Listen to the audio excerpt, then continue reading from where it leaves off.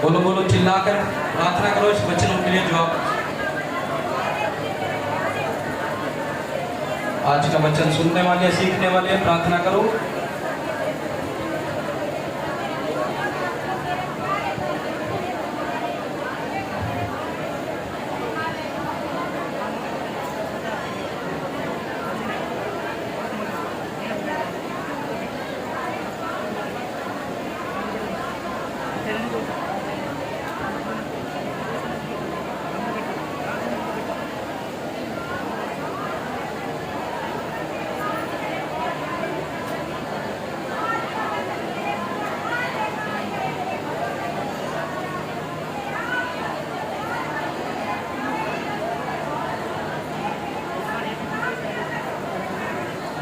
तो आज का वचन मेरे जीवन में 100 गुना फल लेकर और इस वचन के द्वारा मैं आशीषित हो जाऊंगा।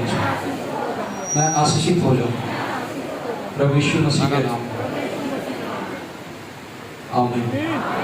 तारीफ करें ऊंची आवाज के साथ, ऊंची आवाज के साथ तारीफ करें, ऊंची आवाज के साथ, ऊंची आवाज के साथ। Hallelujah, hallelujah. एक वचन मैं पढ़ रहा हूं पहला कुरिन्थियों का, ध्यान से आपने देखना है। फर्स्ट कुरिन्थियों का 12 अध्याय। आज मैं आपको बता रहा हूं वचन के द्वारा। आप कितने लोग पेन और डायरी साथ लेकर आए? आज भी आप नोट किया करो वचन को। पिछले 2 महीने से 1.5-2 महीने से मैं आपको वचन की गहराई में लेकर जा रहा हूं। कितने लोग इस बात को महसूस कर रहे हैं? बस बाकी लोगों को नहीं पता हम वचन की गहराई में जा रहे हैं। मैं पिछले 1.5-2 महीने से वचन की गहराई में लेकर जा रहा हूं ताकि आप आत्मा में बढ़ सको। हालेलुया। और मैंने आपको बोला है अपने साथ जब आप बुधवार की मीटिंग में भी आते हो और संडे की मीटिंग में भी एक डायरी और पेन जरूर लेकर आया करो। हालेलुया। एक डायरी और पेन जरूर लेकर आया करो। अपनी डायरी में सबसे पहले नोट करो पॉइंट कि अपने पास्टर के बिना हम सीख नहीं सकते। लिखो, नोट करो, अभी लिखो, जल्दी से लिखो जिनके पास डायरी और पेन है। नोट करो। आज मैं वचन से आपको बताऊंगा। पॉइंट को नोट कर लो कि हम अपने पास्टर के बिना, ब्रैकेट में अगुवा कर लो, अपने अगुवे के बिना नहीं सीख सकते और ना ही बढ़ सकते और ना ही प्रभु को समझ सकते हम। लिख दो, आज मैं वचन के साथ आपको सिखाने वाला हूं। नोट करो इस पॉइंट को। मेरा पहला पॉइंट यही रहेगा आपके लिए। Hallelujah, hallelujah. आज कुछ लोग अपने अगुवे के, अपने पास्टर की बातों को नहीं मानते हैं, उसकी बातों को लेकर नहीं चलते हैं। वो बोलता है जो उसके अनुसार नहीं करते हैं, वो प्रचार करके चला जाता। वो विश्वासी, वो जन, वो फैमिली कभी बढ़ नहीं सकती प्रभु में, फिर घूम रहे हैं। मैंने कितनी बार इनको समझा दिया है, फिर भी समझ नहीं लग रही इनको। मैंने कहा वचन के बीच में कोई नहीं उठेगा, अभी बैठे रहे जब तक है। तुम्हें देखकर मैं खुद डिस्टर्ब हो जाता हूं दूसरों को। मैं बता रहा था वचन के द्वारा जब तक आप अपने पास्टर के, अपने अगुवे की बातों को नहीं सीखोगे, जब जैसा वो आपको वचन में लेकर जाता, जब उसकी बातों पर आप ध्यान नहीं देंगे। मैंने कितनी बार बोला, फिर भी बीच में घूम रहे, यानी आपका ध्यान नहीं है। मैं क्या बोल रहा हूं आप सुन नहीं रहे हो, समझ नहीं रहे हो। ये काम टीम क्या होगा, अब वो खुद इनको बिठाएंगे, मुझे बोलने की जरूरत ना पड़े, नहीं तुम्हें सुनना पड़ेगा इस बात को। ध्यान रखना, वचन भी सुनो और ध्यान भी रखो, कोई बीच में खड़ा ना रहे बस। Hallelujah, hallelujah. मैं बता रहा था कि अपने पास्टर के बिना जो आपको वो बोलता है, जो आपको सिखाता है, जब आप उसकी बातों को नहीं सुनते हो, नहीं समझते हो, उसके अनुसार नहीं चले, तो कभी भी आप परमेश्वर को समझ नहीं पाओगे। ये मेरा पहला पॉइंट है। बहुत से लोग सोचते हैं नहीं हम ऐसे ही सीख जाएंगे, हम बाइबल से सीख जाएंगे, हम उससे सीख जाएंगे। याद रखना, अगर ऐसा सीखना होता तो परमेश्वर एक वचन जो मैं पढ़ रहा हूं, नोट करो, पहला कुरिन्थियों उसका 12 अध्याय, नोट करो अपनी डायरी में ताकि आप देख सको अपने घर में भी। उसका 12 अध्याय उसका 28 वचन मैं पढ़ रहा हूं। लिखा है, और परमेश्वर ने कलीसिया में अलग अलग व्यक्ति नियुक्त किए हैं। यानी कलीसिया कौन सी? कलीसिया कौन है? कलीसिया कौन है? कलीसिया कौन लोग है? कलीसिया कौन है? जो रिकॉर्ड कर रहे वो भी नीचे बैठ जाया करो, जब आपको कुछ करना फिर खड़े हो करो, ताकि पीछे वालों को भी सुने और देखे, आपका ध्यान रहे। हालेलुया। कलीसिया कौन है? कलीसिया कौन है? आवाज में दम नहीं आ रहा। कलीसिया कौन है? फिर से, कलीसिया कौन है? ऐसे बोलो, हम लोग, हम लोग, हम कलीसिया हैं। और वचन में क्या लिख रहा है देखो ध्यान से अपने बाइबल में, 12 का 28 में पढ़ रहा हूं। लिखा है, और परमेश्वर ने कलीसिया में अलग अलग व्यक्ति नियुक्त किए हैं। प्रथम जो है वो प्रेरित, दूसरा नंबर पे जो है भविष्यद्वक्ता, तीसरे नंबर पे है शिक्षक, फिर है सामर्थ्य के काम करने वाला, फिर चंगा करने वाला और उपकार करने वाला और प्रबंध करने वाला और नाना प्रकार की भाषा बोलने वाला। यानी ये कलीसिया है जो लोग बैठे हैं यहाँ पर। और अगर कलीसिया खुद ही कहती कि हम खुद ही सीख जाएंगे, परमेश्वर ने 5 प्रकार की सेवकाई के बारे में जिक्र किया। कितने प्रकार की? 5 प्रकार की सेवकाई है। और 5 प्रकार की सेवकाई में किन लोगों को नियुक्त किया, किन को नियुक्त किया है? पहला जो है प्रेरित। प्रेरित यानी जो कलीसियाओं को स्थापित करता है। नोट कर लो, पहला नंबर जो है प्रेरित। प्रेरित का मीनिंग है जो कलीसियाओं को स्थापित करता है, यानी कलीसियाओं को वचन के द्वारा सिखाता है और बढ़ाता है। हालेलुया। प्रेरित का मतलब है जो कलीसिया स्थापित करता है। अगर परमेश्वर कलीसिया को कहता है कि तुम खुद बढ़ जाओगे, तो वो प्रेरित को कलीसिया में क्यों खड़ा करता? कितने लोग समझे मेरी बात को? मैंने क्या बोला कि अगर आप अपने अगुवे की, अपने पास्टर की बातों को नहीं सुनोगे, जैसा वो आपको चलाएगा नहीं चलोगे, तो आप कभी भी प्रभु में बढ़ नहीं सकते। बाइबल बताती है कि प्रभु ने कलीसिया में अलग अलग व्यक्ति को नियुक्त किया है, अलग अलग व्यक्ति को ठहराया। पहला जो है प्रेरित और दूसरा जो है भविष्यद्वक्ता। भविष्यद्वक्ता यानी जो भविष्यवाणी करता है, और भविष्यवाणी करने से बाइबल बोलती है कलीसिया की उन्नति होती है। भविष्यद्वक्ता जो होता है वो कलीसिया की उन्नति करता है। प्रेरित जो है वो कलीसियाओं को स्थापित करता है। हालेलुया। और तीसरा जो पॉइंट है इसका, तीसरा नंबर है शिक्षक, यानी जो सिखाता है। शिक्षक जो सिखा रहा है। और चौथा जो है फिर सामर्थ्य के काम करने वाला। सामर्थ्य के काम क्या? यानी सामर्थ्य किसको कहते हैं? यानी कोई जिसको हम अपनी कलीसिया में हम सुनते हैं किसी को गांठ थी, गायब हो गई, एकदम से पता नहीं लगा, रसोड़ी थी, गायब हो गई, कान से बहरापन था, सुनने लगा। ये सामर्थ्य के काम करना, यानी किसी को सामर्थ्य के काम करने के लिए प्रभु ने नियुक्त किया है। और आगे है किसी को चंगा करने के लिए, यानी जो सामर्थ्य का काम है। सामर्थ्य का काम वो होता है जो बचपन से या कई सालों का रोग ऐसा है, जब प्रार्थना हुई उसी टाइम गायब हो गया, कई सालों का रोग, और बचपन से, और वो चलने लगा, वो दौड़ने लगा, देखने लगा, सुनने लगा कई साल से। ये वो सामर्थ्य का काम है। और लिखा आगे किसी को चंगा करने का। चंगा करने का यानी कोई महीने से, 6 महीने से, 1 साल से बीमार था, या ये प्रॉब्लम थी, प्रार्थना हुई उसी टाइम चंगा हो गया। किसी को चंगा करने के लिए, यानी ये व्यक्ति जो है प्रभु की ओर से नियुक्त किए गए, जो आपके अगुवे हैं, जो आपका पास्टर है। हालेलुया। और आगे बोलते करेगी, और उपकार करने वाला और प्रबंध करने वाला। प्रबंध करने वाला क्या है?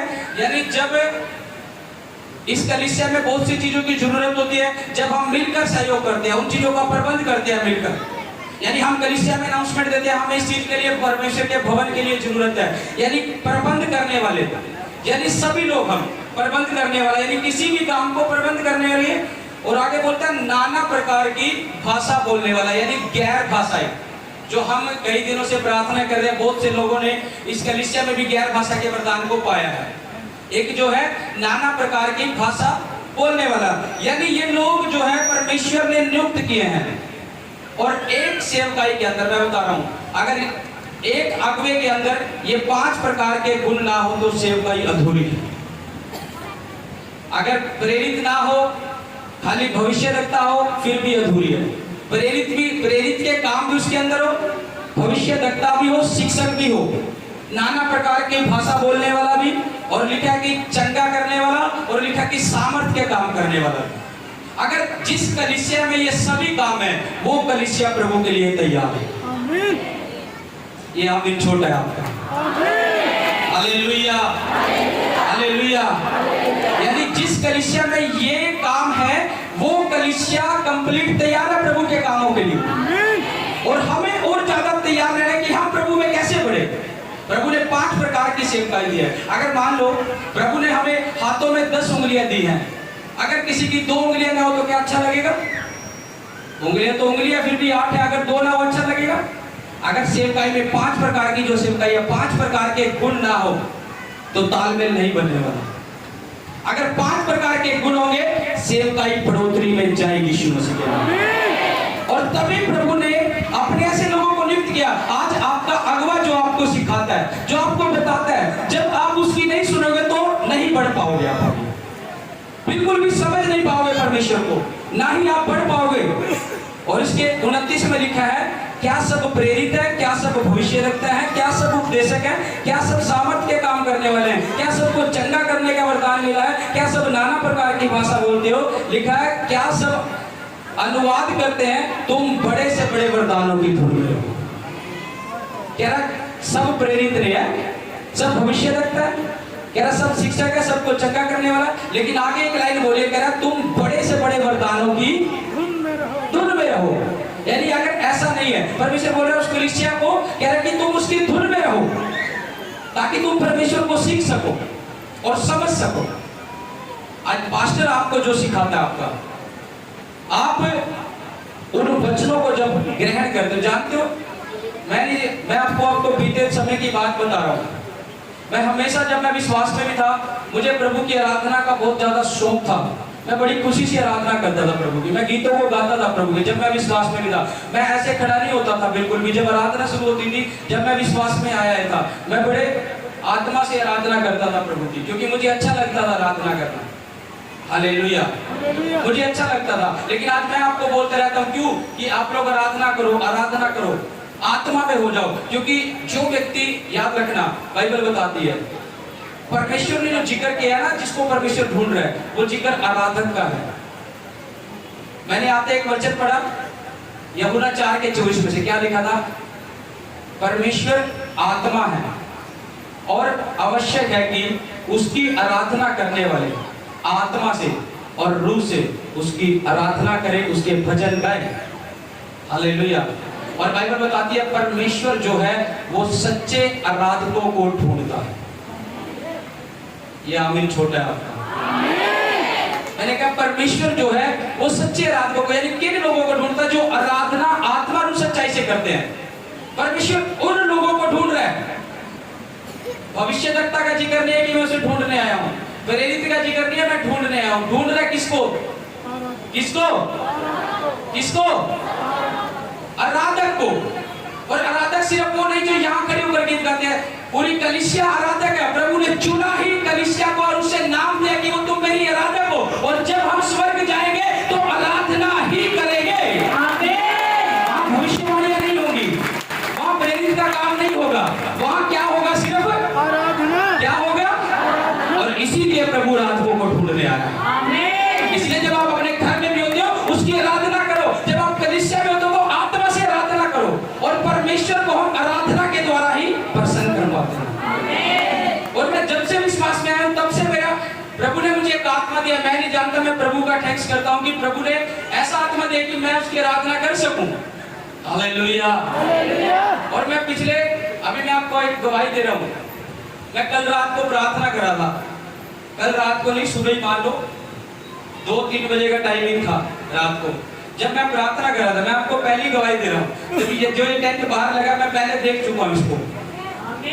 मैं परमेश्वर के वेदी पर खड़ा हुआ मैं बोल रहा हूँ, मैं ये रात को देख चुका हूँ, सेम सीन। और जब मैं यहाँ आया, मैंने प्रभु का थैंक्स किया। और प्रभु ने मुझे एक बात बोली थी जो मैंने देखा, ये मैं अपनी टेस्टिमनी दे रहा हूँ आज, जो मुझे प्रभु ने सेम दिखाया। और मैं अपनी टीम के इसको फॉलो करने वाला था कि मैंने खुद बोलना था। मैंने सोच रहा शायद परमेश्वर बोल रहा है कि ऐसे टेंट लगाओ बाहर। मैं इसको फोन करने वाला था कि बाहर एक टेंट लगाना। मैं नहीं जानता परमेश्वर क्यों मुझे दिखा रहा है ऐसा। लेकिन जब मैं यहाँ आया, मैंने जैसे मैं वेदी के पास है और मेरी ध्यान वहां गया, वो सेम टेंट यहाँ लगा हुआ था। हालेलुया। कल रात का जो परमेश्वर ने मुझे दिखाया है सेम। और प्रभु ने मुझे एक बात बोली थी, मैं नहीं जानता ये अभी यहाँ बाहर खाना बन रहा है, लेकिन प्रभु ने मुझे एक बात बोली थी कि कलीसिया में बोल देना, आप लोग जो है जगह के लिए प्रार्थना करनी शुरू करो। मैं नहीं जानता प्रभु ने क्यों बोली, क्योंकि परमेश्वर की बड़ी बेदारी लाना चाहता है। ये बात करेंगे जो मैं आपको दे रहा हूँ, इसलिए प्रार्थना करनी शुरू करो। मैं नहीं जानता जब प्रभु ने मुझे ये बात बोली कि कलीसिया को बोली कि जगह के लिए प्रार्थना करनी शुरू कर, और उसी टाइम प्रभु ने मुझे कि ऐसे बाहर लगा और प्रभु ने मुझे कलीसिया को बोल, मैं नहीं जानता प्रभु क्या करने वाला, और मुझे पता है एक बड़ी बेदानी मेरा परमेश्वर लेकर आने वाला है।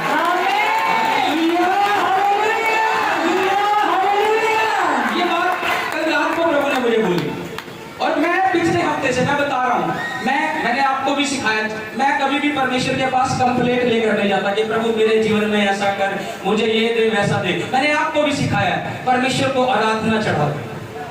जब आप अपनी चिंताओं पहले प्रभु को, प्रभु मेरे जीवन में ऐसा कर, मेरे परिवार में ये नहीं है, मेरे पास ये नहीं है, मेरे पास तो नहीं, आप ऐसी शिकायतें तो प्रभु के पास लेकर जाते हो। क्या तुम कभी सच्ची आराधना प्रभु को चढ़ाते हो? परमेश्वर किसको ढूंढ रहा है? अपने पड़ोसी को बोलो आराधक को, बोलो परमेश्वर सच्चे आराधक को ढूंढ रहा है। बोलो अपने पड़ोसी को परमेश्वर सच्चे आराधक को ढूंढ रहा है। बोलो घर में भी परमेश्वर की आराधना किया करो। हालेलुया। और पिछले 2 सप्ताह से, ये मैं आपको दूसरी टेस्टिमनी दे रहा हूं आपको, पिछले 2 सप्ताह से मैं नहीं जानता है मेरे साथ, मैंने पहले भी मुझे ऐसा दिखाई देता था, लेकिन अब पिछले 2 सप्ताह से बहुत ज्यादा मैं महसूस कर रहा हूँ, जब मैं अपने रूम में आराधना करता हूँ, मैं परमेश्वर के दूतों को साफ साफ देखता हूँ। आमीन। मेरी टेस्टिमनी है, पिछले सप्ताह से मैं बहुत ज्यादा चीजों को देख रहा हूँ, और मैं नहीं जानता कि परमेश्वर क्या करने वाले। मैंने बोला जहाँ जहाँ परमेश्वर का दूत आता है वहाँ अद्भुत होता है। आमीन। मरियम के पास दूत आया तो मानव जाति के उद्धार को लेकर आया। आमीन। एलीसेबा के पास, जकरिया के पास दूत आया तो यूहन्ना को लेकर आया, जिसने यीशु मसीह को बपतिस्मा दिया। आमीन। अब्राहम के पास दूत आया तो उसके पास बेटे की आशीष को लेकर। आमीन। हालेलुया। हालेलुया। यानी जहाँ दूत आया वहाँ कुछ तो होगा। मैं पिछले 2 सप्ताह से ऐसा देख रहा हूँ, मैं देखता हूँ ऐसे दूतों को उड़ते हुए अपने चारों तरफ, और मैं उसी टाइम आत्मा से भर जाता हूँ और ज्यादा।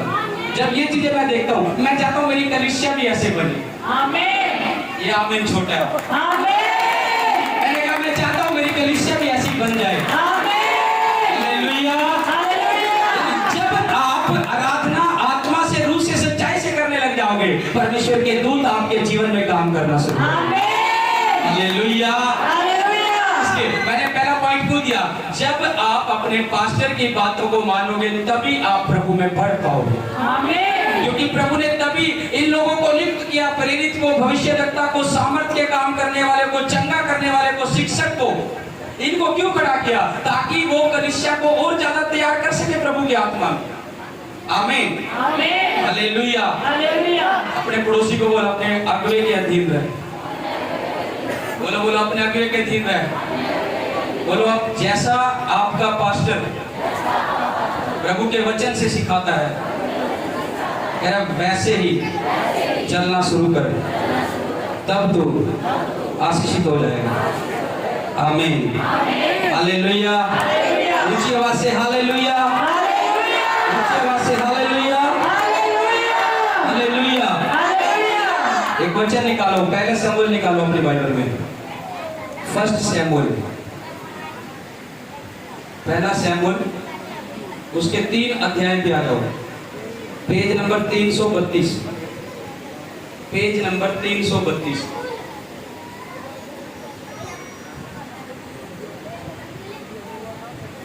एक निकाल लो और अपने डायरी में नोट करो, अपने दूसरा पॉइंट नोट करो, अपने पास्टर की लिखो, लिखो अपने अगुवे के, लिखो अपने डायरी में, नोट करो। आज मैं आपको नोट करा रहा हूँ साथ के साथ, और आपने अपने आप नोट करना जो पॉइंट आपको लगता है कि ये मैंने डायरी में लिखना है, लिखो, नोट करो।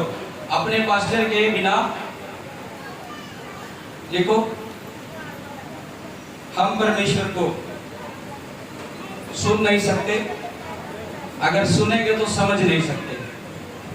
ये आपका दूसरा पॉइंट है।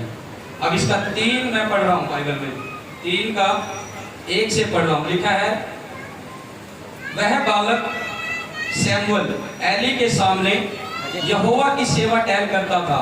उन दिनों में यहोवा का वचन दुर्बल था और दर्शन कम मिलता था, और उस समय ऐसा हुआ कि एली की आंखें तो धुंधली होने लगी और उसे ना सूझ पड़ता था। तब वह अपने स्थान में लेटा हुआ था और परमेश्वर का दीपक अब तक बुझा नहीं था, और शमूएल यहोवा के मंदिर में जहां परमेश्वर का संदूक था लेटा हुआ था। तब यहोवा ने शमूएल को पुकारा और उसने कहा, क्या आज्ञा? तब उसने एली के पास दौड़कर कहा, क्या आज्ञा, तूने तो मुझे पुकारा है। हालेलुया। यहाँ पर सैमुअल जो है, अब ध्यान से देखो मित्र, इस वचन को बात ना करना, अब ध्यान से देखो मैं क्या गहराई आपको इस वचन में से मैं आपको बहुत कुछ गहराई आपको बताने वाला हूँ। हालेलुया।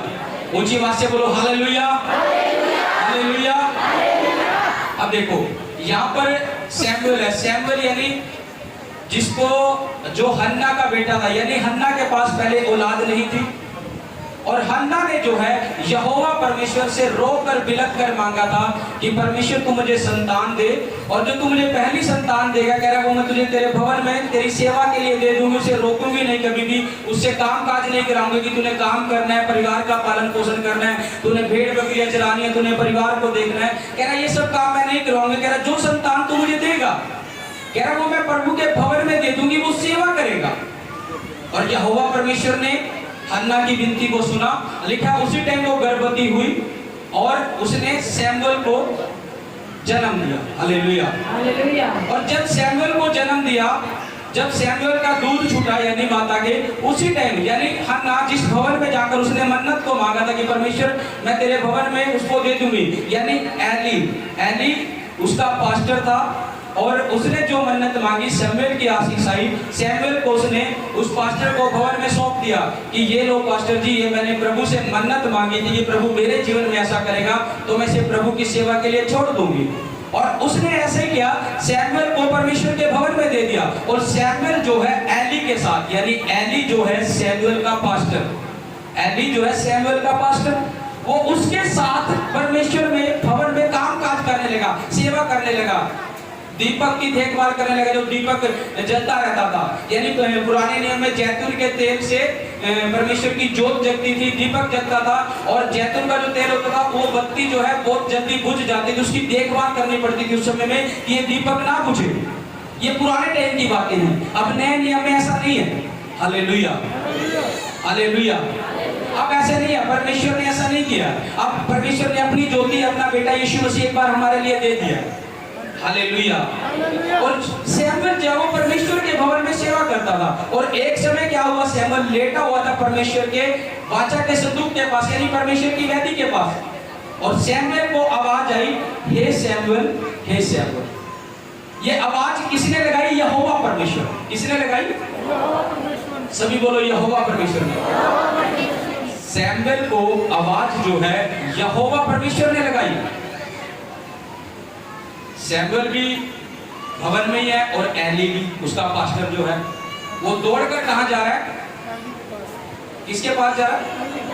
अपने पास्टर के पास जा रहा है। कह रहा मेरा पास्टर मुझे आवाज लगा रहा है। उसके पास्टर ने बोला मैंने तुझे आवाज नहीं लगाई, जाके सो जा। दोबारा फिर उसे आवाज आई, हे सैमुअल, हे सैमुअल। फिर वो उठा दौड़ता हुआ कहां गया? अपने पास्टर के पास। फिर उसके पास्टर ने कहा मैंने तुझे आवाज नहीं लगाई, जाके सो जा। फिर उसे आवाज आई, हे सैमुअल, हे सैमुअल। फिर वो दौड़ा हुआ गया किसके पास? सबसे पहला पॉइंट इसमें जो है सैमुअल की आज्ञाकारिता दिख रही है। एक बार पास्टर ने मना करा, मैंने तुझे नहीं बुलाया, जा सो जा। लेकिन फिर उसे आवाज तो आ रही थी उसको, आवाज तो आ रही थी उसको। और जो आवाज यहोवा परमेश्वर दे रहा था वो उसके पास्टर की आवाज में होकर दे रहा था। क्या सैमुअल नहीं जानता था मेरे पास्टर की आवाज कैसी है? अगर कोई बहन आवाज लगाई तो उसकी आवाज में फर्क होगा कि नहीं? अगर कोई भाई लगाई तो उनकी आवाज में फर्क होगा कि नहीं? अगर कोई बहन आवाज लगाई तो क्या हम भाई के पास जाएंगे, इसने आवाज लगाई है, हमें पता होगा ये किसी बहन की आवाज है। जब सैमुअल को आवाज आ रही है तो सैमुअल को किसकी आवाज लग रही है? बोलो किसकी आवाज लग रही है? वो दौड़ता है पास्टर के पास क्यों जा रहा है? क्योंकि यहोवा परमेश्वर जो है अपने दासों के अंदर होकर बात करता है। आमीन। मैंने आपको बताया परमेश्वर को उसके दास के बिना हम सुन तो पाएंगे लेकिन समझ नहीं पाएंगे। सैमुअल सुन तो रहा है यहोवा परमेश्वर की आवाज लेकिन समझ नहीं पा रहा। मैंने पहला पॉइंट को दिया आपको, आप अपने पास्टर के बिना परमेश्वर को सुन तो पाओगे लेकिन समझ नहीं पाओगे। आप आते तो रहोगे लेकिन बढ़ नहीं पाओगे जब तक अपने पास्टर के अधीन होकर और उसकी आज्ञाकारिता में नहीं चलोगे। यहाँ सैमुअल की आज्ञाकारिता है। एक जन कोई खड़ा हो, दौड़ कर खड़ा हो, एक जन खड़ा हो जाओ। अब मान लो ये सैमुअल, और इसको आवाज आई, ये दौड़कर अपने पास्टर के पास आ रहा है और मैं इसको बोल रहा हूँ, मैंने तुझे आवाज नहीं लगाई, सो जा, नीचे बैठ जा। और ये फिर बैठा, लेटा, और फिर इसको आवाज आई वाचा के संदूक के पास से, हे सैमुअल, बात ना करो जी, हे सैमुअल। और ये फिर किसके पास आ रहा है? अपने पास्टर के पास। इसको आवाज यानी अपने पास्टर की दिखाई दे रही है, सुनाई दे रही है, पहचान रही है।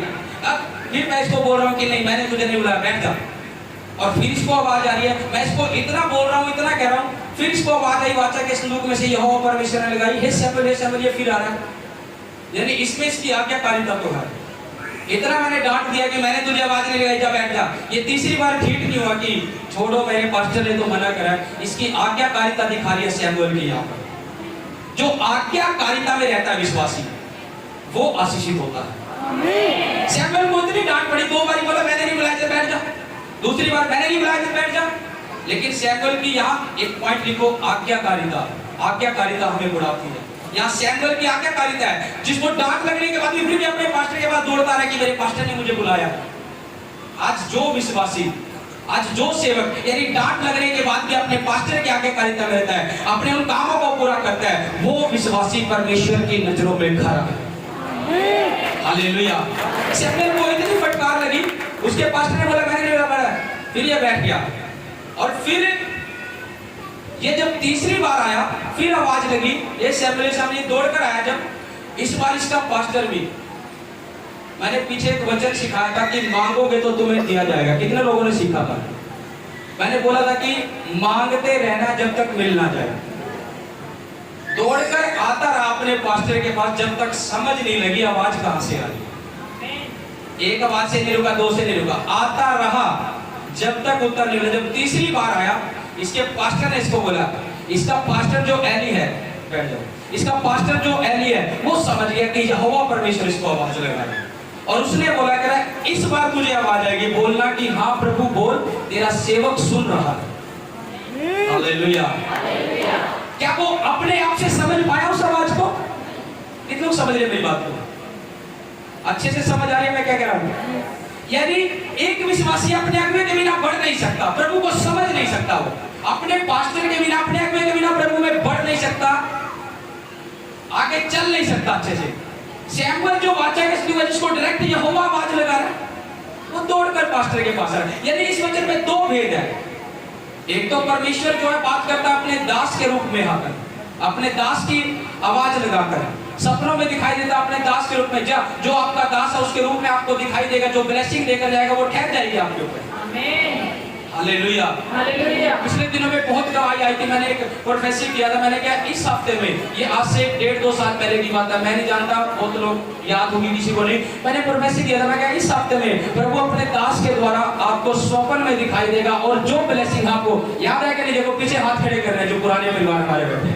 मैंने बोला था कि आपको दिखाई देगा, जो ब्लेसिंग आपको देकर जाएगा वो ठहरेगी, और बहुत से लोगों की गवाहियां वहां पर आई। आमीन। हालेलुया। हालेलुया। परमेश्वर जो है अपने दास के द्वारा बात कर रहा है, पहला पॉइंट। और दूसरा पॉइंट, जो विश्वासी है, जो सैमुअल है, अभी तक तैयार नहीं हुआ पूरी तरह से, वो एक विश्वासी है, वो प्रभु को समझ नहीं पा रहा है। उसका पास्टर उसको सिखा रहा है, उसको बोल रहा है इस बार तुझे आवाज आई, कह रहा बोलना हाँ प्रभु तेरा सेवक सुन रहा है, बोल। और जब सैमुअल को आवाज आई, उसी टाइम सैमुअल ने अपने पास्टर के अनुसार, जैसे उसके पास्टर ने कहा, बोला हाँ प्रभु बोल, तेरा सेवक सुन रहा है। और उसी टाइम परमेश्वर यहोवा ने जो बात उससे करना चाहता था वो पूरी बात की। हालेलुया। हालेलुया। परमेश्वर को पूरी तरह से समझने के लिए एक अगुवे की, आपके पास्टर की जरूरत है। अगर आप उसका आदर करते हो, आप उसकी वैल्यू को समझते हो, तब परमेश्वर आपसे बातचीत कर सकता है। नहीं तो नहीं, आप ऐसे चलते जाओगे। पास्टर क्या बोल रहे हैं, सुनना है नहीं। पास्टर ने कहा इतने बजे चर्च आओ, 9 बजे, नहीं जी 11 बजे जाएंगे। पास्टर तो 11 बजे आएगा। मेरा खुदा गवाह है, मैं घर पे बैठा हुआ प्रार्थना करता हूँ, जो टाइमिंग है, मैं 9 बजे प्रार्थना में बैठ जाता हूँ घर पे भी। और मैं जब तक यहाँ पे आता हूँ, मैं प्रार्थना में से उठकर यहाँ आता हूँ। तुम ये ना सोचा करो कि पास्टर तो अभी आया नहीं, अभी तैयार हो रहा होगा। ये मैं आपको बता रहा हूँ, मैं घर जाके 9 बजे मैं तैयार हो जाता हूँ। मैं बताया मैंने आपको, रात को मैं प्रेयर में रहता हूँ, 1-2 घंटा मैं मुश्किल से सोता हूँ संडे को भी। और फिर उठ के मैं तैयार होके फटाफट फिर मैंने दोबारा प्रार्थना में बैठना है। मैं प्रार्थना करने के बाद फिर आपके पास आता हूँ। और आप लोग सोचते होंगे कि पास्टर अभी तक नहीं आया, हम भी लेट चलेंगे। अरे तुम्हें समय दिया है 9 बजे का, तुम तो अपना समय पूरा दो आराधना को, प्रार्थना को। टाइम से आओ। पास्टर तो अपनी सेवा पूरी कर रहा है जैसा है। आप पास्टर को ना देखें कि 11 बजे आ रहा है, आप उसके पीछे नहीं देख पा रहे हो कि वो पीछे क्या कर रहा है। ये तो समझे मेरी बात को। हालेलुया। ये मेरा खुदा गवाह इस बात को लेकर।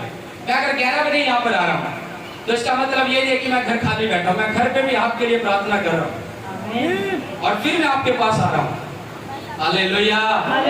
क्योंकि मैं परमेश्वर को समय देना जानता हूँ कि जब मैं परमेश्वर को समय दूंगा तब परमेश्वर मुझे समय देगा।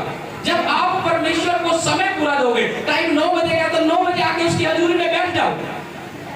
आराधना शुरू होए ना होए, घुटने टेको, प्रार्थना में बैठ जाओ, भवन में बैठे हो, ये आपका काम है। आप ये ना देखो वहां आराधना शुरू होगी 9 बजे, हो सकता है 5-10 मिनट लेट भी हो सकती है। अगर आप टाइम से आना शुरू करोगे तो ये भी और ज्यादा टाइम से आपके लिए तैयार रहेंगे। लेकिन जब आपको लगता है कि 9 बजे आप पहुंच गए, कुछ परिवार टाइम से पहले आ जाते हैं, प्रभु उनको आशीष दे। कुछ परिवार है ऐसे जो 9 बजे से पहले भी यहाँ जाते हैं। मैं उन सभी को भी बोल रहा हूँ जो पहले आ जाते हैं। आप ऐसे समय ना बताओ, आप प्रभु के भवन में बैठ जाते हो, उसी टाइम घुटने टेक कर प्रार्थना किया करो, मीटिंग के लिए क्या करो, अपने लिए मांगा करो, कलीसिया के लिए प्रार्थना किया करो। यहाँ पर भवन में बैठ कर आप समय व्यर्थ ना जाने दो। हो सकता है घर आप टाइम ना दे पाओ, जब परमेश्वर को आप 9 बजे टाइम से पहुंचोगे, जब आपको आराधना का समय तो आराधना करो। हालेलुया। यानी जब आपका पास्टर जैसे आपको बोलता, जब आप वैसे करते हो तब आशीषित होते हो। आमीन।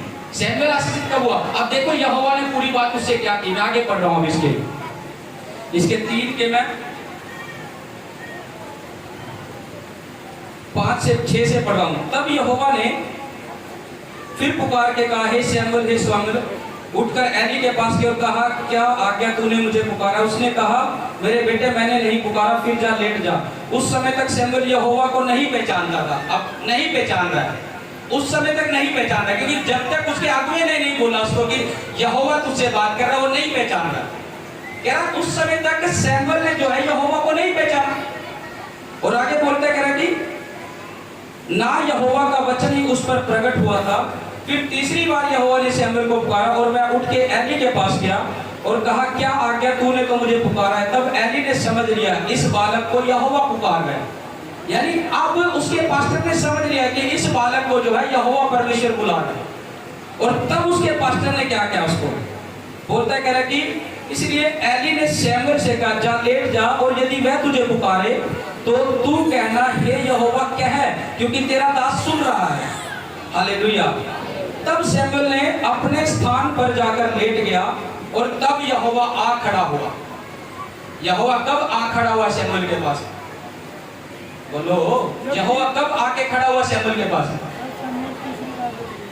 जब उसने परमेश्वर की आवाज को सुन के उत्तर दिया।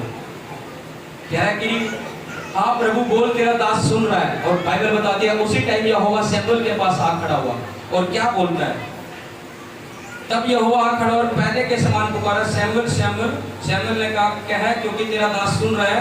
यहोवा ने सैमुएल से कहा, सुन, मैं इजराइल में एक ऐसा, यानी कह रहा है कि सुन, मैं इजराइल में एक ऐसा काम करने पर हूँ जिससे सब सुनने वालों पर बड़ा सन्नाटा छा जाएगा।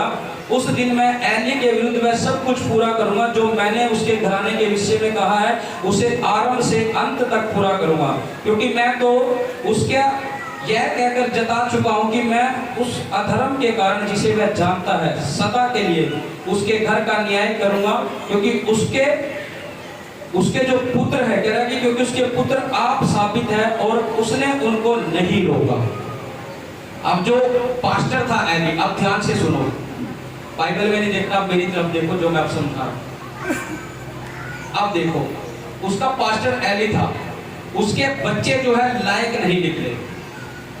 उसके बच्चे जो है लायक नहीं निकले, यानी पाप में पड़ गए उसके बच्चे, वह विचार में पड़ गए उसके बच्चे। और बाइबल बोलती है, बाइबल बता रही है कि उसने उनको नहीं रोका। यानी अगर आपको पता है कि क्या पाप हो रहा है कहीं पर, आप जानते हो इस चीज में पाप है और आप उसको नहीं रोकते हो, तो आप भी पापी ठहर चुके हो। एली पापी नहीं था, यानी जो पास्टर था एली पापी नहीं था, लेकिन उसके बच्चे पापी थे, वो जानता था। बाइबल यहोवा बोल रहा है कि उसने उसको नहीं जताया, नहीं रोका, यानी ये जानते कि उसके बच्चे पाप में नहीं रोका। परमेश्वर ने कहा कि मैं इजराइल पर ऐसा ऐसा काम करूंगा कि पूरा सन्नाटा छा जाएगा। और जब आप इस वचन को आगे पढ़ते हैं, इसमें लिखा कह रहा है कि इनके पाप ना तो किसी मेल बलि से ना होम बलि से दूर होने वाले। पुराने टाइम में अगर कोई पाप कर देता था तो पाप के लिए परमेश्वर से क्षमा मांगते थे मेल बलि और होम बलि चढ़ाकर। लेकिन परमेश्वर यहोवा कह रहा है कि ये अगर मेल बलि और होम बलि भी चढ़ाएंगे तब भी मैं इनके पाप क्षमा नहीं करूंगा, क्योंकि वो व्यभिचार का पाप था जो एली के बच्चों में आ गया। वो तभी परमेश्वर की सेवा नहीं कर रहे थे क्योंकि उस पाप ने उनको घेर दिया। अगर एक माँ बाप अपने बच्चे को अच्छे से स्टैंड ना करे, अच्छे से सख्त ना रखे, हो सकता है वो पाप में गिर सकते हैं। जरूरत है माँ बाप को अपने बच्चों की देखभाल करने की। एली खुद पास्टर है लेकिन उसके बच्चे पाप में गिर गए। कहीं तो कमी रही होगी, कहीं तो कमी रही होगी।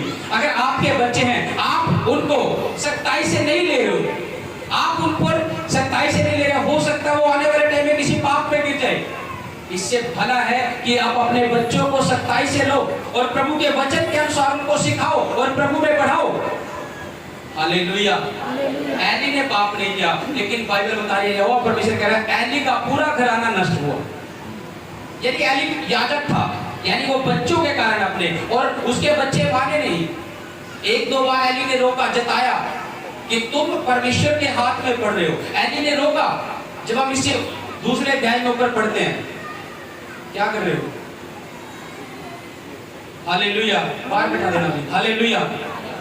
एली ने देखा कि उसके बच्चे पाप में पड़े हैं। तुम्हारे उठने से मैं खुद भूल जाता हूं कि वचन कहां से हमने छोड़ा है। बीच में ना उठो, जो अभी अंदर नहीं आना चाहिए बाहर बिठा देना उसको। हालेलुया। तुम खुद पवित्र आत्मा के काम में रुकावट बनते हो, जो लोग वचन में डिस्टर्ब करते हैं। मैंने बोला कि परमेश्वर का आत्मा वचन कहता है कि गड़बड़ी का नहीं है, शांति का है। शांति से बैठ तो सुनो। अगर आप गड़बड़ी करोगे तो आत्मा चला जाता है आपके कारण। हालेलुया। एली के बच्चे यानी पाप की एली के बच्चों ने एली पर भी उसका दंड डाला। हालेलुया। अपने बच्चों को जो है सच्चाई से लेकर परमेश्वर में बढ़ाओ।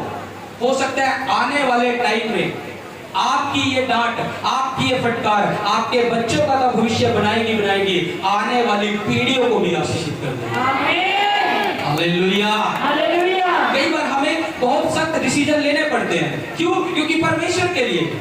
वो डिसीजन लेना हमारा परमेश्वर की ओर से होता है। हम ये नहीं दे सकते कि हम परिवार में ऐसा करेंगे तो वैसा हो जाएगा। अगर परमेश्वर के विरुद्ध है तो उस काम को कर दो, छोड़ दो उसको। जो परमेश्वर का नहीं है वो हमारा भी नहीं है।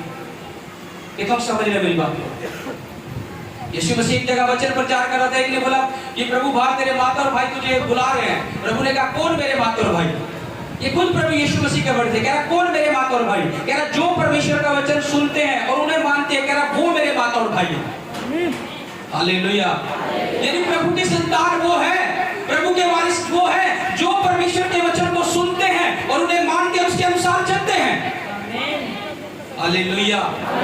ऐसा विश्वासी ना बनो कि देखा देख जैसे एक चल रहा वैसा चलना शुरू कर दो। अगर देखा देख चलोगे तो हो सकता है एक गड्ढे में जा रहा तो आप भी उसके साथ गड्ढे में जाओगे। हालेलुया। हालेलुया। परमेश्वर ने कहा कि मेरी भेड़ें मेरा शब्द सुनती है। मेरी भेड़ें मेरा शब्द सुनती है। वो शब्द क्या? परमेश्वर का वचन। जो विश्वासी परमेश्वर के वचन को सुनता है और उसके अनुसार चलता है वो भेड़ है प्रभु की, जिनका प्रभु ने जिक्र किया है। लेकिन जो उसको नहीं सुनता वचन को, और सुनता तो करता अपनी मनमानी है, वो कौन है? वो बकरी है। कौन है? कितनों ने देखी है भेड़ और बकरी? भेड़ जो है चरवाहे के साथ चलती है कि नहीं, और बकरी जो है चरवाहे से आउट भागती है, हमेशा भागती है कि नहीं। ये नोट करना अगर आपने नहीं देखा कभी, आप देखना भेड़ और बकरी जब एक चरवाहा लेकर जाएगा, बकरी हमेशा अपनी समझदारी दिखाती है, वो अलग से चलती है। लेकिन भेड़ जो है वो अपने चरवाहे के साथ साथ चलती है। और यीशु मसीह को भेड़ चाहिए, बकरियां नहीं चाहिए। यीशु मसीह ने कहा मेरी भेड़ मेरा सब सुनती है। यानी जो तुम्हें सिखाया जाता है, जब आप इसको सुनकर वैसे हो लेते हो तब आप यीशु मसीह की भेड़ बन जाते हो। अगर आप सुनते हो वो नहीं हमें पता है, हम अपने उससे चलेंगे, तो आप बकरी हो। आप बकरी हो जो अपनी चालाकी से, जो अपनी समझ से चल रही हो। यहोवा ने कहा कि अपनी समझ का सहारा ना लेना, पर संपूर्ण मन से यहोवा पर भरोसा रखना। जो अपनी समझ से चलते हैं वो बकरी हैं। हालेलुया। और वो जो है, जो झुंड है उससे भी अलग हो जाती है। आप नोट करना कभी, लेकिन भेड़ हमेशा झुंड में होकर चलती है। भेड़ बनो, बकरी ना बनो। बकरी बनोगे तो यहीं रह जाओगे। बाइबल बता दिया बकरियों का जो भाग है वो आग की झील होगी, लेकिन भेड़ों का जो भाग है वो स्वर्ग का द्वार होगा। और यीशु मसीह ने बाइबल में लिखा वो मेमना बनकर आया। मेमना क्या? यानी वो भेड़ का मेमना बनकर आया। उसने मेमना बनकर बलिदान दिया। जैसे मेमना बलि होने के बाद बिल्कुल शांत खड़ा रहता है, जब एक मेमने की बलि होती है वो बिल्कुल शांत खड़ा रहता है, और जब बकरी की बलि दी जाती है वो बड़ा कूदती है। यीशु मसीह मेमना बनकर आया। जब वो क्रूस पर लटकाया गया बिल्कुल शांत, उसने सब कुछ सह लिया। वो आपके और मेरे लिए उसने सहा। और यीशु मसीह को भेड़ें चाहिए, बकरियां नहीं चाहिए।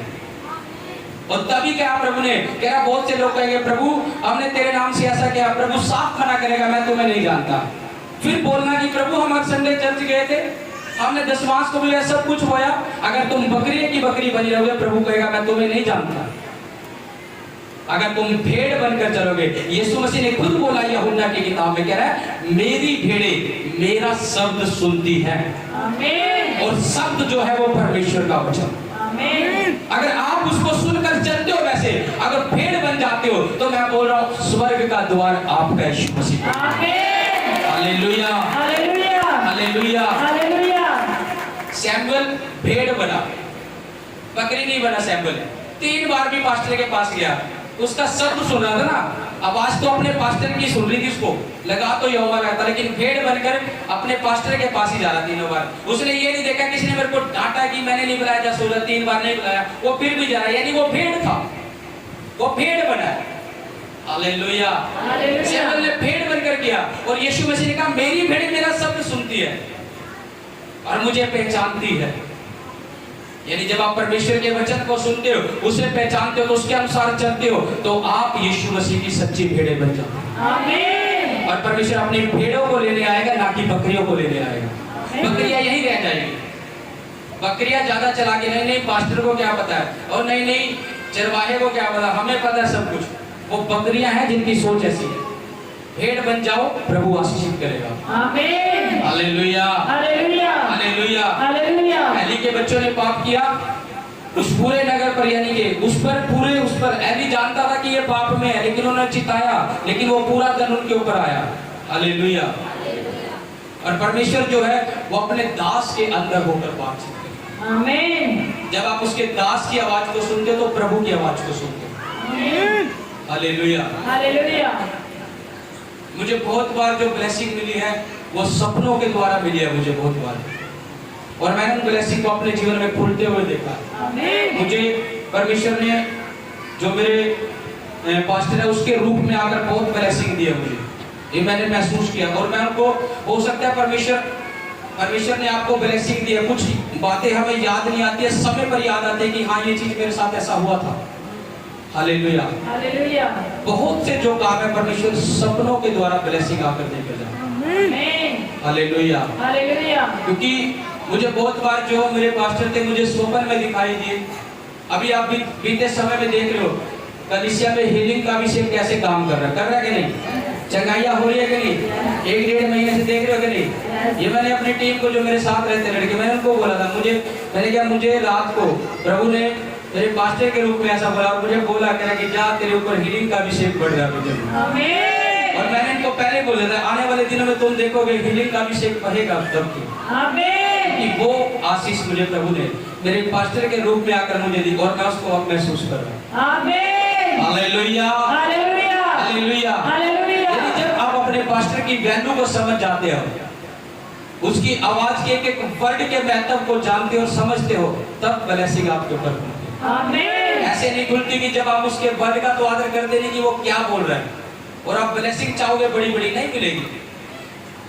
बाइबल में पूरा इतिहास पढ़ के देख लो, जितने भी प्रभु के बड़े बड़े सेवक हैं, उनके पीछे उनकी आज्ञाकारिता ही एक बड़ी आशीष है।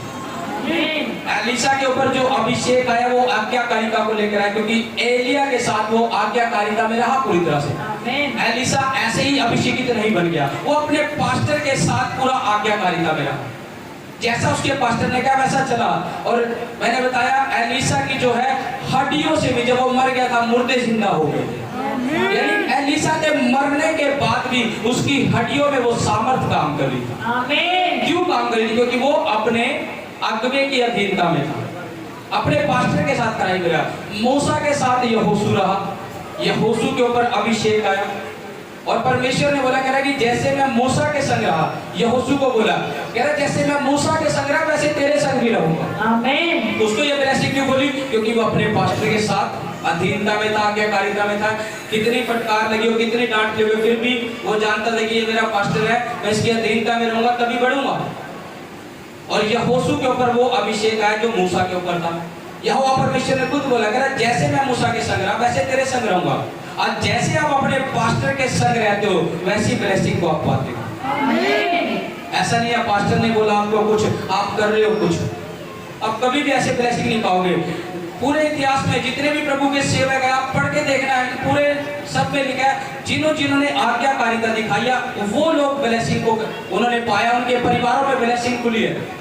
यानी जब आप अपने पास्टर के साथ पूरी आज्ञाकारिता के साथ जुड़ जाते हैं, एक वर्ड जो उन्होंने बोला उसको रिसीव करते हैं, कैच करते हैं, उस वर्ड की पावर को समझते हैं, आपके परिवार भी आपके पास्टर के परिवार की तरह ब्लेसिंग हो जाते हैं। आमीन। Hallelujah, hallelujah, hallelujah, hallelujah. Blessing क्यों खुलती है? अगर आपके पास चाहे कुछ भी ना हो, याद रखना परमेश्वर रहेगा तो सब काम आपके पूरे होंगे। आमीन। Hallelujah, hallelujah. वो ब्लेसिंग आपकी लाइफ में तब खुलती है जब आप आज्ञाकारिता में होते हैं। आमीन। आमीन, आमीन। Hallelujah, hallelujah, hallelujah. हालेलुया। और यहाँ पर एली के जो पाप थे, उसके बच्चों के जो पाप थे एली के, वो दंड परमेश्वर ने ऐसा दिया उनको। हालेलुया, ये तो वो समझ आ रहा है। मैं आपको बता रहा हूं आज से, जब आपका पास्टर आपको जैसे बोलता है, जैसे कहता है वैसे करो, तब आप बढ़ोगे प्रभु, आमीन। तब आप बढ़ोगे अपनी ब्लेसिंग में। आमीन। आपकी ब्लेसिंग कोई रोक नहीं पाएगा। आमीन। सैमुएल की ब्लेसिंग को रोक नहीं पाया क्योंकि वो अपने पास्टर की अधीनता में था, आज्ञाकारिता में था। जब आप ऐसा करोगे आपकी ब्लेसिंग कभी नहीं रुकेगी। आमीन। परमेश्वर, कुछ लोग ये सोचते हैं कि मेरे जीवन में ब्लेसिंग काफी लेट होगी। कुछ लोगों की सोच ये होती है मेरे जीवन में ब्लेसिंग काफी लेट हो रही है, मेरे जीवन में अभी तक ये काम नहीं हो रहा, मेरे परिवार में अभी तक काम नहीं हो रहा। क्यों नहीं हो रहा? क्या कारण है, क्या रीजन है? कारण यही है अभी तक आप सिद्धता में नहीं आए हो परमेश्वर की सिद्धता में। अब्राहम की आशीष क्यों लेट हुई पता है आपको? अब्राहम की आशीष क्यों लेट हुई? 100 साल में उसे बच्चा क्यों मिला? क्या कारण रहा होगा? परमेश्वर अब्राहम को बच्चा समय पर देना चाहता था, लेकिन अब्राहम को परमेश्वर ने देखा, अब्राहम को बोला, कह रहा है मेरी सिद्धता में सिद्ध होता चला जा। यानी वो जब तक सिद्ध नहीं था सिद्धता में, उसने अपनी दासी के साथ एक पुत्र को उत्पन्न किया। यानी वो उसकी चूक थी, वो परमेश्वर को धोखा देना था, जिससे इस्माइल पैदा हुआ था। यानी वो सिद्ध नहीं था पूरी तरह से, अपनी ब्लेसिंग लेने के लिए सिद्ध नहीं था। उसकी आशीष इसीलिए लेट हुई, वैसे लेट नहीं, परमेश्वर की ओर से लेट नहीं हुई है। दाऊद बोलता है परमेश्वर मेरी प्रार्थना सुनने में फुर्ती कर। परमेश्वर तो फुर्ती करता है, लेकिन हम सिद्ध होंगे तब परमेश्वर फुर्ती करेगा। अब्राहम सिद्ध नहीं था, परमेश्वर ने बोला मैं तेरी पत्नी को एक बेटे की आशीष दूंगा, लेकिन उसने अपनी समझ का सहारा लिया, अपनी दासी के साथ एक पुत्र पैदा किया, उसका नाम इस्माइल रख दिया। लेकिन परमेश्वर ने देख लिया कि ये अभी पूरी तरह सिद्धता में नहीं है। अब्राहम को कह रहा मेरे सिद्धता में सिद्ध होता चला जा। अब्राहम को प्रभु आशीष देना चाहता था समय पर, लेकिन उसकी सिद्धता के कारण जो सिद्ध नहीं था, वो ब्लेसिंग उसकी लेट हुई। आज विश्वासी की ब्लेसिंग इसलिए लेट है, हो सकता है आप सिद्धता में नहीं चल रहे हो अभी। Hallelujah, hallelujah. हो सकता है आप सिद्धता में नहीं चल रहे। जिस दिन आप सिद्धता में चलोगे आपकी ब्लेसिंग यूं दौड़ती हुई है। आमीन। या हमें छोटा है। आमीन। Hallelujah, hallelujah. Hallelujah. Hallelujah. Abraham जब सिद्धता में आया उसी टाइम सारा गर्भवती हुई, और दूत, अब्राहम को दूत पहले भी दिखाई दिए थे। बाइबल बताती है अब्राहम को दूत पहले भी दिखाई दिए थे, लेकिन उनको पहचान नहीं पाया, देख नहीं पाया। क्यों? क्योंकि वो सिद्ध नहीं था तब तक। परमेश्वर ब्लेसिंग लेकर तो आता है, लेकिन परमेश्वर देखता है अपने लोगों को ये अभी सिद्ध नहीं है। परमेश्वर के दूत ब्लेसिंग लेकर आते हैं आपके पास, परमेश्वर के दूत आपकी हीलिंग को, आपके डिलीवरेंस को लेकर आते हैं आपके पास, लेकिन जब यहाँ परमेश्वर के दूत बोलते हैं कि अभी सिद्ध नहीं है, ये सिद्ध नहीं है अभी। अब्राहम के पास दूत पहले भी आए, लेकिन देखा ये सिद्ध नहीं है। अब्राहम की आत्मिक आंखें नहीं खुली तो पहचान नहीं पाया, लेकिन जिस दिन सिद्ध हो गया, जिस दिन सिद्धता में आ गया, उस दिन दूत दोबारा दिखाई दे, उसी टाइम पहचान गया कि ये परमेश्वर के दूत। आमीन। और मैं बता रहा हूं, जितने भी बाइबल में, इन इतिहास में पिछले हम पढ़ते हैं, बाइबल में लिखा है जितने भी परमेश्वर के दासों का जन्म हुआ है वो दूतों के द्वारा हुआ है। आमीन। दूतों ने दर्शन दिए, जाकरिया को दूत ने दर्शन दिए, उसकी पत्नी इलिशबा से जो है यूहन्ना पैदा हुआ। मरियम को दूत ने दर्शन दिए, यीशु पैदा हुआ। और अब्राहम को दूत ने दर्शन दिए, इसहाक पैदा हुआ। और तो और जो सिमसोन का जन्म हुआ था, सिमसोन की माता को भी दूत ने दर्शन दिए और सिमसोन पैदा हुआ। आमीन। हालेलुया। हालेलुया। जब न्यायों की किताब में हम पढ़ते हैं सिमसोन के जन्म के बारे में, लिखा है उसकी सिमसोन की जो माता थी वो बांझ थी, वो बांझ थी, उसके कोई संतान नहीं था, उसके कोई संतान नहीं थी। और जब परमेश्वर इजरायलियों को, कितने लोग समझ गए? बोलो हालेलुया। हालेलुया। ऊंची आवाज से बोलो हालेलुया। हालेलुया। मिलाते हुए बोलो हालेलुया। हालेलुया। हालेलुया। जब परमेश्वर इजरायलियों को कनान देश में लेकर गया, जहां दूध और मधु की धाराएं बहती थी, जहां दूध और मधु की धाराएं बहती थी, याना वहां ब्लेसिंग ही ब्लेसिंग थी। और यहोशू उनको लेकर गया था, मूसा भी कनान देश नहीं गया था, यहोशू के हाथ में वो बागडोर आ गई थी। और मूसा ने यहोशू को बोल दिया था, इन लोगों को जाकर बोल दे वो देश जो है वो बड़ी मूर्तों से भरा पड़ा है, उनके जैसे नहीं तुम हो जाना, अपने परमेश्वर में बने रहना। हालेलुया। हालेलुया। यहोशू ने इजरायलियों को पहली चेतावनी दे दी, कह रहा तुम उस नगर में जाओगे अगर अपने परमेश्वर यहोवा की आज्ञाओं से फिरोगे, कह रहा वो देश फिर से तुम पर हैवी होगा और तुम उनकी गुलामी में जाओगे। और इजरायली एक बार नहीं, न्यायों की किताब पढ़ो आप, न्यायों की किताब में, और उससे पीछे भी जब पढ़ेंगे, इजरायलियों ने बहुत बार फिरे हैं, वो बहुत बार परमेश्वर को छोड़ा, दूसरे की ओर मानने लगे, उनकी मूर्तें बनाई। और परमेश्वर ने जब जब इजरायली लोग फिरे, बाइबल में लिखा तब तब वो गुलामी में गए, तब तब किसी देश के राजा ने उनको गुलामी में बना लिया, गुलाम रख दिया उनको।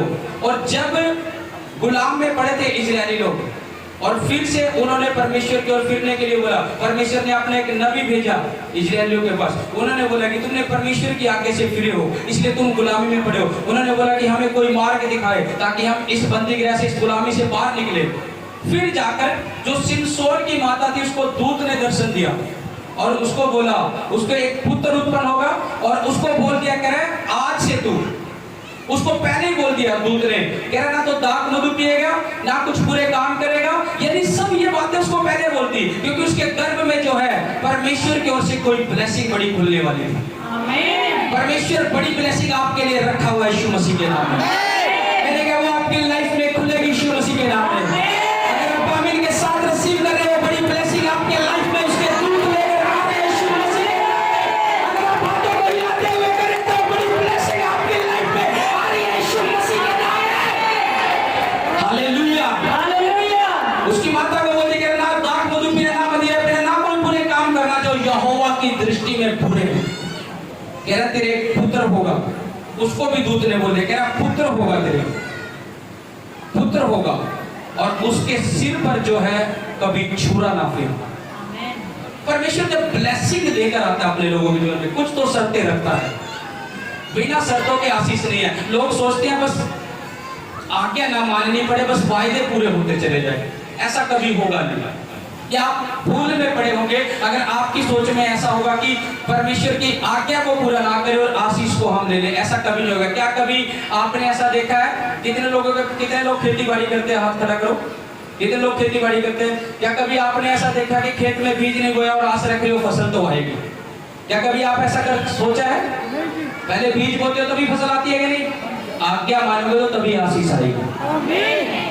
ऐसा कभी नहीं हो सकता, चाहे कितनी प्रार्थना करें ना, परमेश्वर पहले आज्ञा देता है। जब उसके बांझपन के श्राप को तोड़ा, उसके गर्भ में जब सिमसोन की आशीष आ रही थी, उसको पहले आज्ञा दी, कह रहा तू दाख मधु ना पीना, मदिरा ना पीना, और जो तेरा पुत्र होगा उसको बोल भी रहा तेरा बेटा होगा, कह रहा जो तुझे पुत्र होगा उसके सिर पर छुरा भी ना फिरवाना।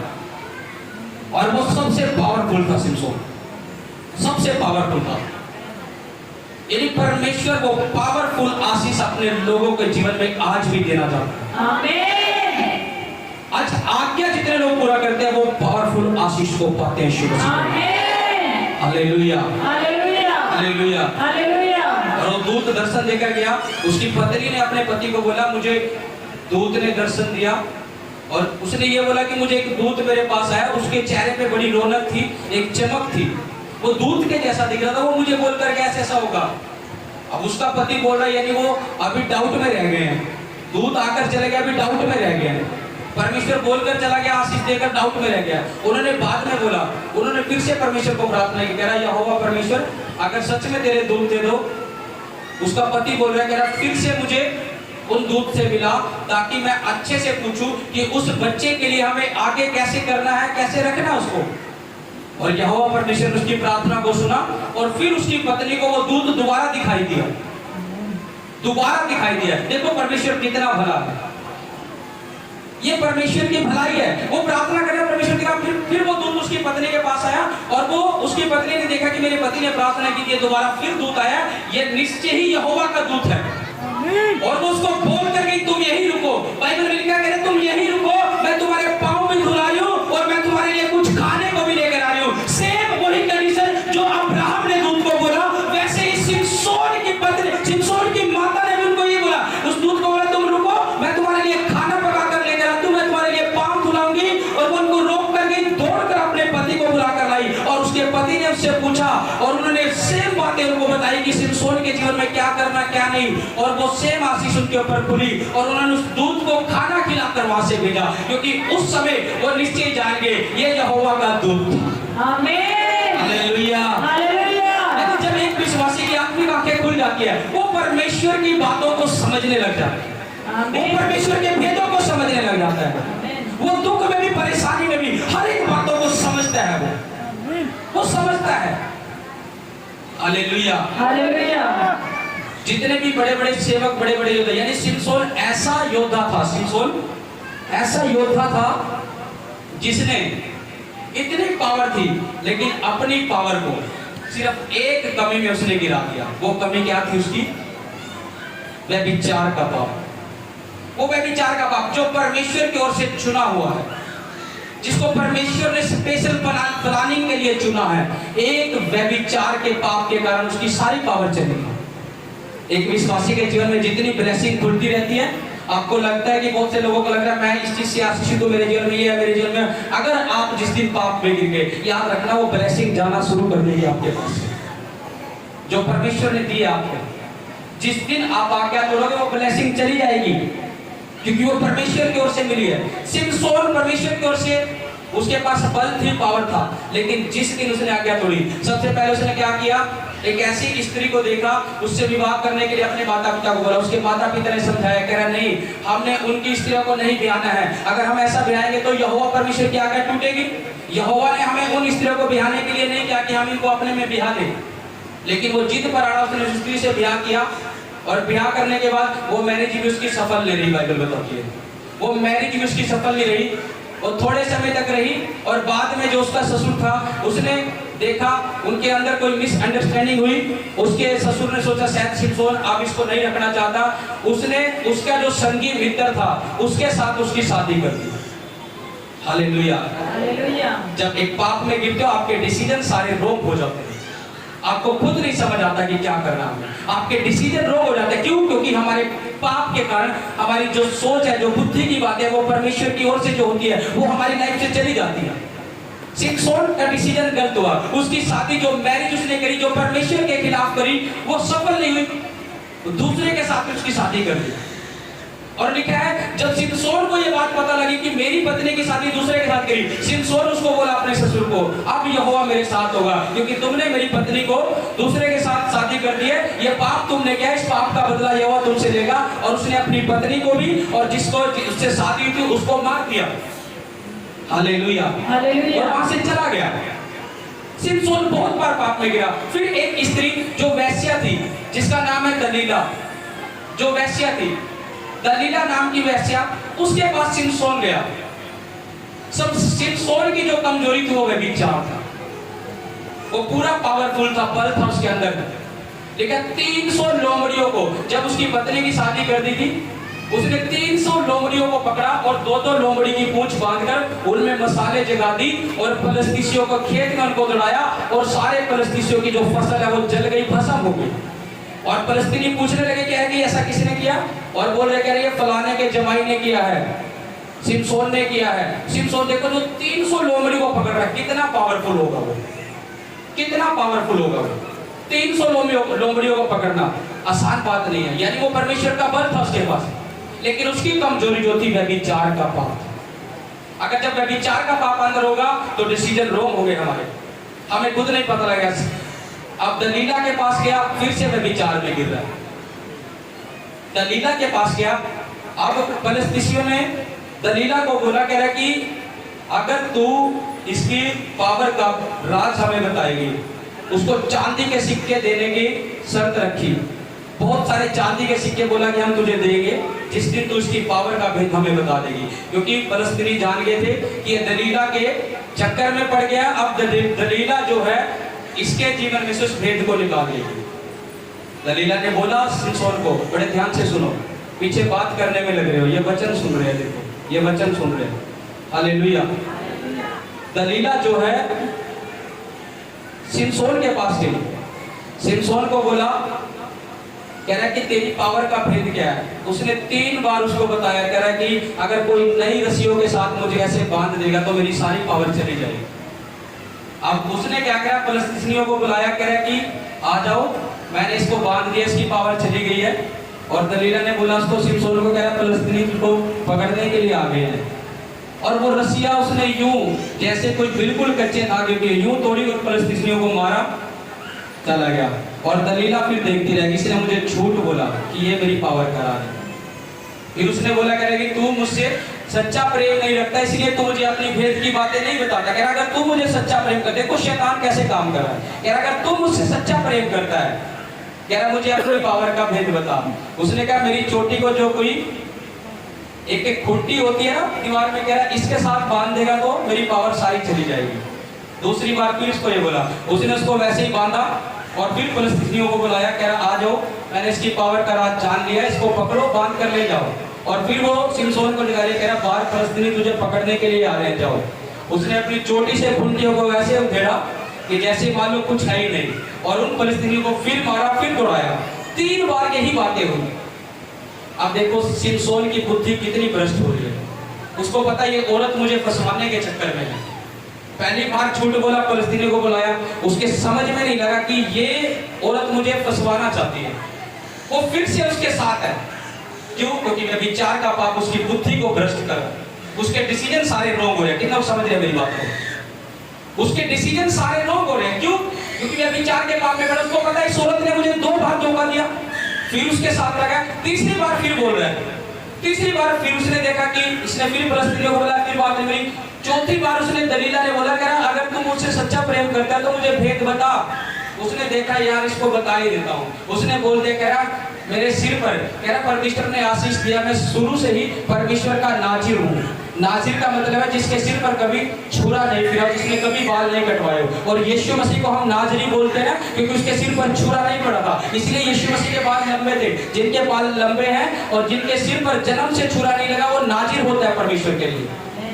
और सिमसोन जो है वो नाजिर था, क्योंकि दूत ने ये आशीष दी थी, कह रहा वो परमेश्वर की ओर से होगा तेरी गर्भ में, और उसके सिर पर कभी छुरा ना फिरने देना। कह रहा वो परमेश्वर का नाजिर है। कितने लोग समझ रहे मेरी बात को? हालेलुया। कह रहा वो परमेश्वर का नाजिर है। और दलीला ने 3 बार धोखा दिया। उस बंदे को ये नहीं पता लग रहा ये औरत मुझे कितना पकड़वाना चाहती है। वो चौथी बार आकर अपने सही भेद को उसने उगल दिया, और दलीला ने उसे अपने घुटने पर लिया, जैसे वो लेटा और कैंची के साथ उसके बाल काट दिए।